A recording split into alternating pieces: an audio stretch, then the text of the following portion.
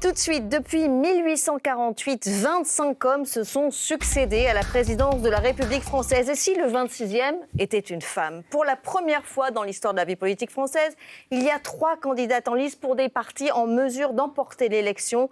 Anne Hidalgo pour le Parti socialiste, Valérie Pécresse chez les Républicains, Marine Le Pen au Rassemblement national. Est-ce une mini-révolution? Les ténors des partis misent-ils enfin sur les femmes et existe-t-il véritablement un vote féministe? Ce sont les questions qu'on va se poser dans la prochaine demi-heure. Avec nos invités EES. Bonsoir Diana Badiop. Bonsoir. Merci d'être là. Vous êtes porte-parole du Parti socialiste, représenté donc par une femme, Anne Hidalgo. Janine Mossu-Lavo, bonsoir. Bonsoir. Merci également de votre présence, politologue, directrice de recherche émérite au CNRS et au CEVIPOF. Merci à vous. Diana Badiop, je vous pose une première question volontairement provocatrice. Est-ce que si Valérie Pécresse gagne l'élection présidentielle, certains sondages la donnent gagnante au deuxième tour face à Emmanuel Macron, ce sera une bonne nouvelle pour vous? Non, ce ne sera pas une bonne nouvelle parce que je suis socialiste et qu'évidemment, je souhaite la victoire de Anne Hidalgo. Mais je pense qu'effectivement, la victoire d'une femme, si c'est une républicaine, donc soit Valérie Pécresse ou encore Anne Hidalgo, peut être une bonne nouvelle parce que ça voudrait dire aussi que notre pays a franchi ce cap et que nous sommes en capacité d'offrir à notre pays aujourd'hui une présidente de la République. Janine Mossu-Lavo, il y a eu ce week-end notamment une image qui a frappé les esprits, c'est celle de Valérie Pécresse, donc emportant le congrès LR, et tout de suite ralliée, soutenue par les 3, puis le 4e candidat malheureux. Est-ce que ça, selon vous, c'est MeToo qui est passé par là ou c'est juste de la politique? Alors, je crois que les deux ont joué, mais surtout, si Valérie Pécresse a été désignée comme la candidate donc des Républicains, ce qui est un événement, puisque c'est la première fois qu'un parti de droite présente une candidate à l'élection présidentielle. Oui, c'est que cette révolution-là n'était pas attendue à droite, c'est ça que vous dites. C'était pas attendu, et je pense que c'est un vote des adhérents. Mais est-ce que l'appareil, si c'était l'appareil qui avait décidé, il en serait allé de même? Je ne sais pas. Parce que ce qu'on voit, c'est que les adhérents sont effectivement sans doute plus ouverts que les quelques décideurs, de même que la population française dans son ensemble est plus ouverte à l'entrée des femmes, disons, dans les responsabilités politiques élevées que ne le sont les partis politiques. Donc c'est un événement parce que ça ne s'est encore jamais produit à droite et que jusqu'à maintenant, c'est la gauche qui avait, et notamment le Parti socialiste, qui avec avait Ségolène Royal. Avec Ségolène Royal, non sans mal, hein, il faut se rappeler que... Alors, c'était pour le coup, en effet, LR. les militants et les électeurs de gauche qui avaient choisi Ségolène Royal, Diana Badiop, mais au sein du parti, franchement, on a fait du chemin depuis ces années-là. C'était il y a 15 ans. C'était il y a 15 ans. Ségolène Royal n'a jamais été soutenue réellement par le Parti socialiste, en tous les cas par les éléphants, comme on les appelait. Les éléphants, pas par le Parti socialiste, parce que l'avis de quelques-uns ne fait pas l'avis du parti. Quelques-uns très puissants et qui faisaient très lourd. Mais il faut vous le disiez, c'était il y a 15 ans. On était dans un contexte beaucoup plus compliqué lorsque vous êtes une femme, et d'autant plus quand vous êtes en politique. Après, il faut rappeler que le Parti socialiste, c'est quand même le parti qui a instauré la parité, qui a été le premier à investir, non sans mal, mais quand même une femme comme étant candidate à la présidence de la République. On a réitéré avec Anne Hidalgo. Édith Cresson a été première ministre. On doit à la gauche ces avancées et cette mise en responsabilité des femmes à des postes aussi des postes régaliens. On le sait. La droite a beaucoup plus de mal parce que vous avez aussi une image très conservatrice qu'on a peine à dépasser aussi dans le milieu politique en général. Mais on peut être une femme et être conservatrice. Exactement, et d'ailleurs heureusement. Mais ce que je veux dire, c'est que c'est d'autant plus difficile d'accéder aux responsabilités quand vous êtes déjà dans un système qui est déjà très conservateur. Un système de valeurs. En tout cas, Ségolène Royal, elle a commenté effectivement l'actualité du week-end en disant qu'elle-même n'avait pas été soutenue comme Valérie Pécresse par Laurent Fabius ou DSK. Elle a rappelé aussi cette phrase de Laurent Fabius, qui va garder les enfants. Bref, on revient de loin et pour l'instant, les ténors de la droite semblent faire bloc derrière la candidate. Et on va revenir en arrière sur ces candidates dont le parti a plus ou moins torpillé la candidature. C'est avec Lucille de Villers. Quand les femmes sont critiquées pour ce qu'elles sont, les attaques prennent plusieurs formes. Et dans la sphère politique, les élus n'échappent pas à la règle. En 2012, Eva Joly est candidate Europe Écologie Les Verts à l'élection présidentielle. L'éditorialiste Patrick Besson se moque de son accent dans le magazine Le Point. Il y écrit tout un texte en phonétique, véritable caricature de la candidate. Et parfois, les remarques viennent des femmes elles-mêmes. Nadine Morano, alors ministre de l'apprentissage sous Nicolas Sarkozy, critique ouvertement son apparence. Il faut faire attention à tout, surtout quand on est une femme, scruter du brushing aux chaussures. Le problème d'Eva Joly ne vient pas de son accent, c'est aussi physique. On sent qu'il n'y a pas de communicant derrière. En 2006, Ségolène Royal, en passe de s'imposer à la primaire socialiste comme candidate à l'élection présidentielle, est l'objet de la fameuse phrase « Mais qui va garder les enfants ?» prononcée par Laurent Fabius, en référence au couple qu'elle forme à l'époque avec un certain François Hollande. Jean-Luc Mélenchon, lui aussi, n'a de mots assez durs pour la disqualifier. La présidentielle n'est pas un concours de beauté. Violence verbale, dénigrement, dure réalité de la condition des femmes en politique. Dure réalité, en effet, Janine Mossu-Lavaux. Tous les exemples que nous venons de voir, quel mot doit-on mettre dessus? C'est du machisme? C'est du sexisme? C'est quoi? Alors, c'est un peu tout ça, mais je dirais c'est quelque chose qui n'a pas encore disparu, je veux dire, dans notre société et qui est, disons, abondamment utilisé, notamment, je dirais, par des responsables politiques, comme on a pu le voir dans l'affaire de Ségolène, pour, disons, garder leur pouvoir. Parce que c'est une histoire de pouvoir. Et, donc c'est une histoire de politique et pas forcément que de machisme. Mais le machisme joue aussi dans les arguments qui sont employés. Parce qu'on ne dit pas que, par exemple, elle ne représenterait pas suffisamment de personnes, ou enfin, en tout cas, quelque chose qui a à voir avec, je dirais, des réflexes démocratiques. On l'a, disons, critiqué, et en tout cas, surtout, on a plaisanté à son sujet avec des arguments assez bas. Et y compris certaines femmes, je veux dire, qui l'ont critiqué avec ce même langage. Mais Édith Cresson, ça a été pareil. Quand pour la première fois, quand elle a fait sa déclaration de politique générale à l'Assemblée nationale, pour la première fois elle est arrivée, dans l'Assemblée, il y a des députés qui ont crié à poil. Et d'autres mots, ou d'autres expressions, pour ne donner qu'une anecdote, parce que c'est pour vous donner aussi le climat de l'époque. Parce que mais encore aujourd'hui, l'Assemblée nationale n'est pas toujours un repère d'élégance. Bien sûr, mais là, pour vous donner une idée du climat de l'époque, pendant cette déclaration de politique générale, il y a un député, de gauche d'ailleurs, qui a dit très fort à son copain de travée, « Ah, elle est bien roulée, est-ce que tu crois qu'elle a une culotte ?» Et à ce moment-là, une femme députée s'est retournée tellement elle était indignée et lui a demandé si lui, il avait un slip. Donc ça vous donne une idée quand même des arguments qui peuvent être employés à un certain moment. La question, c'est est-ce que, là, en 2021, certaines étapes ont été franchies? Oui. Est-ce que les électeurs français sont plus prêts qu'ils ne l'étaient encore il y a 5 ou 10 ans à élire une femme? Est-ce que la psyché française, sur ce sujet-là, a, selon vous, évolué? Alors, les électeurs sont tout à fait prêts, mais ce n'est pas d'aujourd'hui. Moi, je me souviens, un sondage de 2015, par exemple, où 94% des personnes interrogées, donc des Français interrogés, disent qu'ils sont prêts à élire une femme.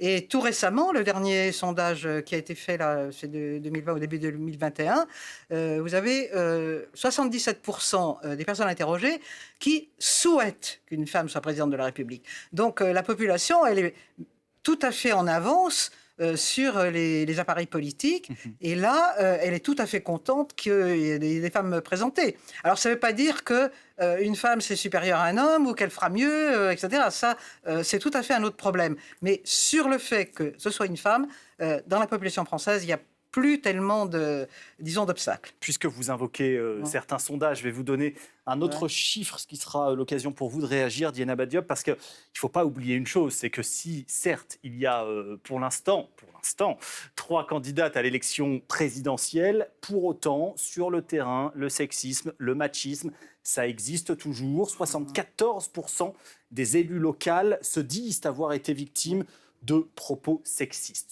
74% selon le réseau élu local. Il faut évidemment ne pas oublier qu'il y a toujours en politique un univers, un environnement particulièrement propice à des propos déplacés. Bien sûr. C'est quand même 3 femmes sur 4 élues qui vous disent qu'elles ont été victimes de propos sexistes.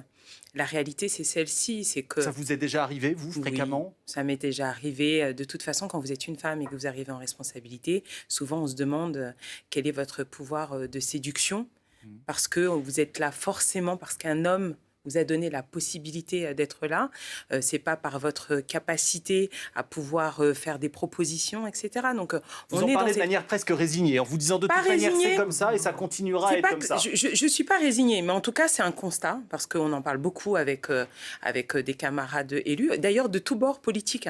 Quand vous discutez, vous disent tout, non mais de toute façon, dès que vous arrivez quelque part, on me dit mais c'est grâce à qui ? Donc, sous-entendu, comment tu as fait pour être là? Moi, je crois que ce qu'il faut dire, c'est qu'on a fait beaucoup de progrès.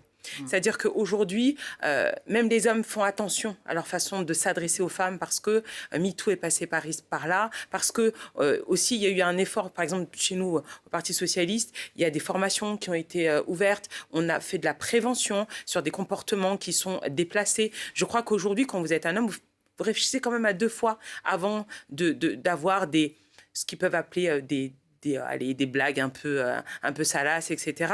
Parce que vous savez qu'il peut y avoir des conséquences. Et des conséquences d'image politique. Exactement. Aussi pour alors qu'il y a 15 ans, ce n'était pas du tout le cas. C'était l'impunité. Exactement. La révolution, elle est peut-être aussi dans le fait que, pour la première fois, Anne Hidalgo et Valérie Pécresse sont des femmes, justement, qui ne sont pas reliées à un homme, c'est-à-dire qu'elles ne sont ni la fille de Jean-Marie Le Pen pour Marine Le Pen, ni l'épouse de François Hollande pour Ségolène Royal. Qu'est-ce que vous en pensez? Moi, je crois que il faut aussi... je crois que c'est important, parce que ce sont des femmes de pouvoir. Anne Hidalgo, c'est la maire de Paris. Valérie Pécresse, c'est la présidente de la région Île-de-France. On a de plus en plus de femmes qui sont en responsabilité dans des départements, dans des régions. Je pense à Carole Delga en Occitanie. Je crois que c'est important aussi parce qu'elles démontrent qu'elles sont capables. Et comme vous dites, moi, j'aime beaucoup le fait qu'elles ne doivent pas leur réussite à un homme. Qu'est-ce que vous en pensez? Elles ne sont pas dans l'ombre d'un homme, en tout cas aujourd'hui. Oui, pour ces 2 cas, c'est tout à fait vrai. Des femmes qui étaient aux responsabilités et puis qui ont gravi aussi les échelons petit à petit. Disons, petit à petit. Donc, et on a évidemment un contre-exemple, Marine Le Pen. Marine Le Pen, si elle est là, c'est parce qu'elle est la fille de son père. C'est bien évident. Donc... Ce n'est pas par son talent politique, ce n'est pas forcément par son talent politique. On l'a vu lors du débat entre les 2 tours de 2017, où elle n'avait pas brillé par, disons, la force de ses arguments. Après, quand on entend Valérie Pécresse sur les plateaux télé depuis sa désignation, elle parle énormément, justement, du fait d'être une femme. Est-ce que ça n'est pas, d'une certaine manière, un peu, j'allais dire, contre-intuitif, voire contre-productif ?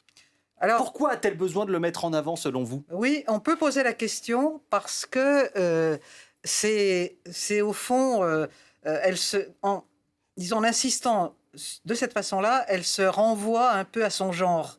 Mais oui. Et peut-être que c'est un peu dommage et qu'il faut aussi se dire que c'est peut-être pas la corde sur laquelle il faut jouer. Enfin, Mais Anne Hidalgo le fait aussi. Sa déclaration, c'est « je suis une femme issue de la diversité, etc.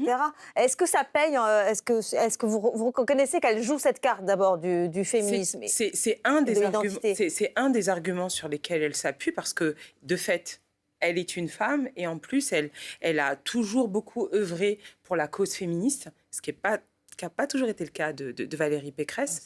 C'est pour ça qu'être une femme ne veut rien dire. Non. Ça dépend quelles idées on défend. Exactement. C'est-à-dire qu'au-delà du fait que vous êtes une femme, il y a aussi le système de valeurs que vous défendez. Et puis, être une femme, ce n'est pas forcément être une féministe. On a des contre-exemples. Donc, je crois que c'était important pour elle aussi d'affirmer cela, parce que de dire, c'était plus sur un parcours, parce que ça n'a pas été facile, on le sait. Elle a un parcours qui est méritant, parce que c'est l'école de la République qui lui a permis d'arriver là où elle en est. Elle a été une des premières femmes inspecteurs du travail. Elle a conquis Paris, alors que beaucoup disaient que justement, elle était dans l'ombre de Bertrand Delanoë. Très peu la donnaient gagnante. Tout le monde pensait que c'était Nathalie Kosciusko-Morizet, c'est-à-dire qu'elle a acquis ce statut de femme d'État, de femme de pouvoir. Donc je crois que c'est aussi ça ce qu'elle voulait rappeler. Mais je crois que s'il ne faut pas s'excuser d'être une femme, il ne faut pas en faire non plus l'alpha et l'oméga de sa candidature, parce que sinon, les gens se lassent. Et sinon, pourquoi dans ces cas-là, on ne voterait pas pour Marine Le Pen, puisqu'elle est aussi une femme. Donc ce n'est pas un argument qui seul est recevable. Oui, et puis je pense que les électeurs, ils votent en fonction de convictions politiques, et qu'ils votent pour une famille politique. Les femmes ne votent pas pour des femmes Pas spécialement. Non. Les femmes, une femme ne va pas forcément voter ou pour Anne Hidalgo ou par Valérie Pécresse parce que ce sont des femmes. Mais contre-argument, on a vu les images du meeting d'Éric Zemmour. Il y a quand même très peu de femmes dans la salle. Est-ce que Marine Le Pen ne peut pas justement garder dans son électorat des femmes alors que les hommes, eux, auraient davantage filé chez Zemmour? Il y a quand même une distinction de genre dans le vote. On voit les images qui sont criantes en termes de masculinité. Mais là en l'occurrence, c'est parce qu'Éric Zemmour a tout fait pour que les femmes ne votent pas pour lui. Enfin, excusez-moi. Mais quand vous avez un candidat qui est aussi ouvertement misogyne, dont les écrits depuis plusieurs années disent clairement que les femmes sont le sexe faible, et je vous en passe des meilleurs, enfin, toute femme sensée ne peut pas voter pour Éric Zemmour, en tout cas sur ce critère-là. Pourtant, certaines le soutiennent, Christine. Ce que j'ajouterais, c'est que quand vous regardez le vote, comparez les intentions de vote aujourd'hui des hommes et des femmes, il y a une différence justement pour la partie de la population masculine et féminine qui, disons, est attirée par l'extrême droite. C'est-à-dire que les hommes sont beaucoup plus nombreux que les femmes à choisir Zemmour, et les femmes restent, elles, donc plus nombreuses du coup que les hommes pour Marine Le Pen. Alors que jusqu'à maintenant, la grande caractéristique, la grande différence qu'il y avait dans le vote féminin, c'est que les femmes étaient beaucoup moins nombreuses que les hommes, ou moins nombreuses que les hommes, en tout cas, à dire qu'elles soutiendraient Marine Le Pen. Et là, avec l'arrivée de Zemmour, donc un homme qui met en avant les bienfaits de la masculinité et les méfaits finalement de cette ascension des femmes qui veulent être comme des hommes, eh bien, ça plaît beaucoup à certains hommes qui peut-être se résigner à choisir Marine Le Pen parce que c'est la fille de Jean-Marie et puis que c'était l'extrême droite et que c'était leur famille politique. Mais là, ils ont le candidat rêvé pour eux, cette petite, minorité d'hommes d'extrême droite, un homme qui, les caresse dans le sens du poil, qui leur dit ce qu'ils ont envie d'entendre sur ces femmes. Voilà. Vous allez voir qu'il y a peut-être aussi des habitudes qui sont parfois difficiles à gommer. Valérie Pécresse, sommée de réserver sa première visite de terrain à Éric Ciotti, qui est arrivé juste derrière elle, évidemment, pour des raisons politiques, et sommée également de le laisser parler. Petite démonstration de man-terrupting, comme on dit. C'était dans les Alpes-Maritimes lors de leur déjeuner. On regarde. Est-ce que vous pouvez surtout nous laisser déjeuner en paix très tranquillement et on se parlera pour bâtir cette victoire qu'on souhaite, qui est plus que jamais possible, pour battre Emmanuel Macron et pour faire élire Valérie Pécresse présidente de la République. Vous avez entendu le message que je souhaite ardemment. Alors très concrètement, Valérie Pécresse dit aux journalistes « laissez-nous tranquilles », mais lui, Éric Ciotti, continue à s'adresser à ces mêmes journalistes sans même... il n'a pas le devoir d'obéissance non plus à Valérie Pécresse, il peut très bien... mais il y a un petit coupage de parole. Qu'est-ce que c'est pas ce genre de détail que l'on voit justement où en est la vie politique française en termes d'égalité? Si vous saviez le nombre de fois où justement les hommes ont tendance à interrompre les femmes lorsqu'elles parlent. Et d'ailleurs, c'est assez drôle parce que souvent, quand une femme prend la parole, tout de suite, vous avez des bruits de fond. Les gens continuent à discuter, les garçons entre eux, etc. Parce qu'en fait, on a été habitué au fait que la parole féminine ne pèse pas autant que la parole masculine. C'est-à-dire qu'on a encore ce chemin-là à faire. Et puis, vous avez aussi beaucoup d'autocensure des femmes qui prennent plus difficilement la Pas parole chez Valérie Pécresse, dans de une assemblée. censure, je pense Non, pas. Valérie Pécresse, mais là, je pense qu'elle fait preuve juste de politesse en disant elle ne va pas froisser Éric Ciotti. Vous êtes quand même face à des journalistes. On est plus sur du terrain politique. On est plus sur des terrains politiques, là, clairement. Mais par contre, chasser le naturel et il revient au galop. M. Ciotti a besoin d'exister, même s'il a perdu la primaire LR, il a besoin de s'imposer comme étant l'homme de la situation. J'aimerais vous poser une petite question quand même. C'est pas pour vous faire à tout prix dire du bien d'Emmanuel Macron, mais enfin quand même, est-ce que vous dites le chemin a été fait, même si la route est encore longue. Oui. Est-ce que ce président de la République, ce gouvernement, cette parité, toutes ces ministres femmes qui ont été désignées et nommées, ça a fait du bien et ce président a fait du bien aussi à ce combat-là? Oui, évidemment. Le fait de donner des responsabilités et de hautes responsabilités aux femmes, cette parité complètement respectée dans le gouvernement, on ne peut que s'en réjouir et s'en féliciter. C'est important. Maintenant, il y a l'affichage et il y a les faits. Quand on dit que justement la lutte contre les violences faites aux femmes est grande cause du quinquennat et quand on voit comment on peine à avancer sur ce sujet, je crois qu'il reste encore beaucoup de choses à faire. Et il est important de se dire que il ne suffit pas de nommer des femmes aux responsabilités. Il faut leur donner pleinement la possibilité de le faire. Et je crois qu'il faut aussi ouvrir le champ des possibles. Quand vous êtes une petite fille, c'est important aussi d'avoir des modèles, des personnes dans lesquelles vous pouvez vous reconnaître en se disant « Ah bah tiens, si elle y est arrivée, moi aussi je peux ». Et je crois qu'on manque aussi un petit peu de ça, pas seulement en politique, mais vous n'avez pas tant que cela de femmes présidentes de grandes multinationales, vous n'avez pas tellement de femmes qui sont aux hautes responsabilités. Donc là-dessus, il y a encore un petit peu Justement, de travail. Jeanine Mossue-Lavaux, la vraie différence, c'est qu'il n'y a pas de femmes au haut poste de la fonction d'État, femme présidente du Conseil constitutionnel, femme présidente de la Cour des comptes. C'est ça qui pourrait être un vrai changement, un vrai tournant? Ce serait un tournant, mais à condition que ça soit un mouvement général.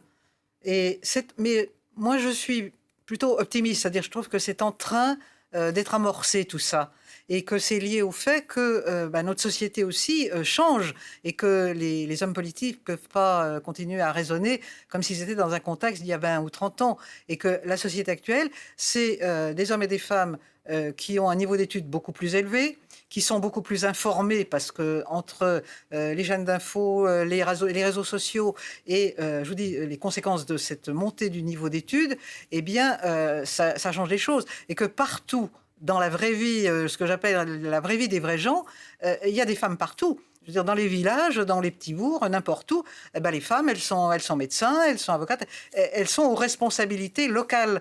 Et donc, il y a une habitude qui, à mon avis, est imprimée et qui ne disparaîtra pas. J'aimerais qu'on regarde le dernier sondage que nous avons publié concernant l'élection présidentielle à venir. Et vous allez voir les résultats. Emmanuel Macron est en tête au premier tour des intentions de vote, 25%, 17% pour Marine Le Pen, à égalité avec Valérie Pécresse, 17%, Éric Zemmour à 13%. D'autres sondages ne donnent pas forcément ce résultat-là, mais en tous les cas, la tendance et la dynamique est en faveur de Valérie Pécresse. Diana Badiop, si d'aventure Anne Hidalgo ne se qualifiait pas pour le second tour, ce qui peut arriver, vous en conviendrez, est-ce que si Valérie Pécresse se retrouve face à Emmanuel Macron, vous voterez pour Valérie Pécresse parce que c'est une femme? Ah non, ce ne sera pas l'argument. Ce ne sera pas l'argument parce que je suis avant tout une femme républicaine et je regarderai justement quelles sont les propositions des uns et des autres. Moi, ce qui me gêne, par exemple, dans le programme de Valérie Pécresse, c'est qu'elle veut supprimer, ça a été la course à l'échalote sur la suppression des fonctionnaires, alors qu'on sort d'une période où on sait à quel point on a eu besoin justement de ces fonctionnaires à l'hôpital, à l'école. Je suis enseignante moi-même, donc je suis très sensible à cet argument-là. Et à côté de ça, quand on voit le bilan d'Emmanuel Macron, c'est aussi très compliqué parce que on sait très bien que la défiance a augmenté, on a beaucoup de conflits sociaux, etc. Donc non, je ne voterai pas seulement parce que c'est une femme, je voterai avant tout pour des arguments politiques. Et vous savez, le vote des femmes, il est toujours très raisonnable et très raisonné. Jeanine Mossue-Lavaux, très rapidement d'un mot puisque le temps file. Valérie Pécresse présidente, vous y croyez ? Je ne sais pas. Moi, vous savez, je suis sociologue, politologue, donc je vous dirais que je ne lis ni dans le Mais il y a quelques années, on excluait totalement qu'une femme puisse devenir présidente de la République. Non, c'est possible. En tout cas, elle a des chances d'être au second tour, ça c'est vrai. Et moi, je regardais les reports de voix pour le deuxième tour.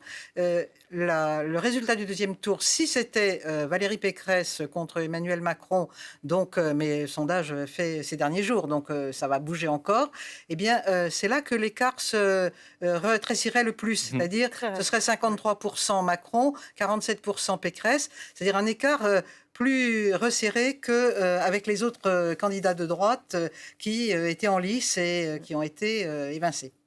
Merci beaucoup, Jeanine Mosula, d'être venue sur ce plateau. Merci beaucoup, Dieynaba Diop, d'être venue nous parler des femmes en politique. En tout cas, puisque Valérie Pécresse est désormais candidate officielle des Républicains à la présidentielle, elle méritait de passer au détecteur de mensonges de notre équipe de vérificateurs de vrai ou fake. Car une femme peut aussi mentir.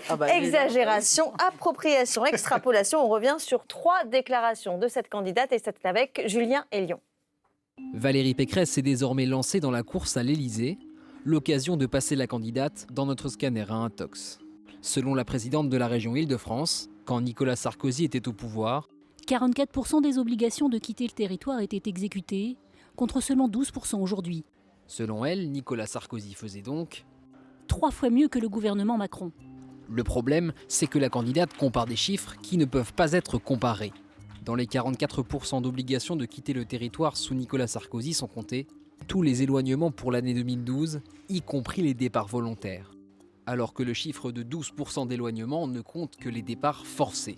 Si l'on refait le calcul correctement, en prenant en compte les départs volontaires, environ 25% des éloignements ont bien été effectués en 2019, un chiffre bien supérieur à l'estimation de Valérie Pécresse. Autre déclaration cette fois-ci concernant l'emploi. Vous le savez, aujourd'hui, nous avons près d'1 million d'emplois qui ne sont pas pourvus dans le secteur privé. Ce chiffre est-il exact? Sur le site de Pôle emploi, il y a bien 1 million d'offres disponibles. Problème, près d'une offre sur 2 serait un doublon. De quoi faire un premier tri. D'ailleurs, si l'on regarde les chiffres d'un centre d'études rattaché au ministère du Travail, il y avait pour le 3e trimestre 2021 292 800 emplois vacants, dont la moitié environ correspondait réellement à des emplois inoccupés. Nous sommes donc loin du million d'emplois qui ne trouvent pas preneur, annoncé par Valérie Pécresse. On termine avec une déclaration qui est certes vraie, mais qu'il faut nuancer.